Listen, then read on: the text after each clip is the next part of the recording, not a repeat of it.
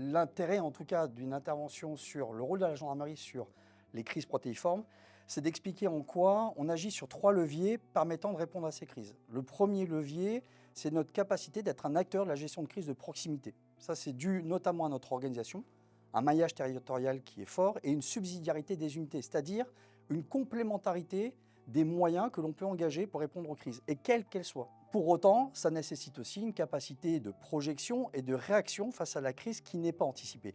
Et ça, c'est notre deuxième levier opérationnel sur lequel c'est un marqueur fort pour la gendarmerie, avoir cette faculté à planifier et projeter rapidement des forces. Et tout ça, en fait, qui va nourrir ce troisième levier opérationnel sur lequel aujourd'hui la gendarmerie au sein du ministère est quasiment la seule à agir, c'est-à-dire être un acteur de la crise sur un arc élargi, de la compétition, de la contestation et de la confrontation. C'est ce qu'on appelait avant l'ancien arc paix, crise, guerre, mais qui nous a permis, par exemple, dans les années 2010, de projeter des militaires de la gendarmerie en Afghanistan et aujourd'hui de revenir sur ce type de projection à l'international avec un peloton de gendarmerie mobile que l'on déploie au Kosovo ou de renforcer les dispositifs de protection de certaines emprises d'ambassade en Afrique ou au Moyen-Orient. Alors la collaboration sur le privé aujourd'hui ou avec le privé elle est importante pour 2 raisons. Parce que dans un premier temps, pour nous, c'est un facteur de réflexion et de capacité d'innovation.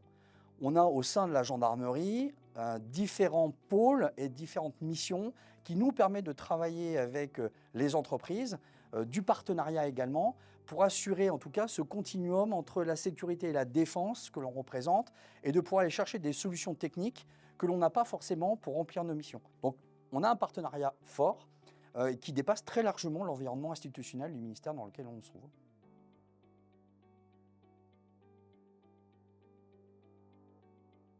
Je reconnais que cet après-midi, beaucoup des discours étaient un petit peu anxiogènes concernant le chaos mondial où finalement on a décrit une situation quasiment de conflit du quotidien auquel la France est confrontée. Pour autant, je pense qu'il faut surtout avoir un message très réconfortant et très optimiste.